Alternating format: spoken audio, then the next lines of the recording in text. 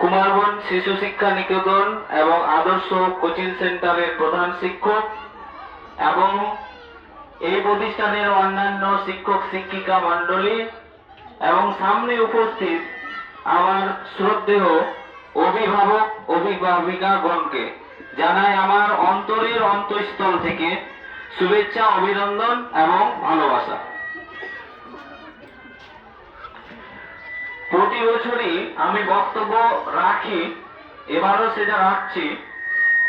প্রত্যেক স্যারই তাদের নিজস্ব ওপিনিয়ন বলেছে, কিন্তু যেগুলো মূল সমস্যা একজনও কেউ তুলে ধরতে পারেনি এখন। এবার আমি একে একে আপনাদেরকে বলবো, আপনারা একদম মনোযোগ সহকারে শুনবেন। যদিও আমি ছোট বাচ্চাদেরকে পড়াই না, তবু এখানে দীর্ঘ 2018 সাল থেকে আমি যাতায়াত করি। কিছু জিনিস আমি সেটা লক্ষ্য করেছি। সেটা হচ্ছে, প্রথম যেটা কাজ, আপনি একজন অভিভাবক। কথার অর্থ হচ্ছে সে মাও হতে পারে, সেটা বাবাও হতে পারে। এখানে একজন সন্তান লালন পালনের ক্ষেত্রে মায়ের ভূমিকা সব থেকে বেশি এবং মাকে প্রথম শিক্ষক বলা হয়েছে।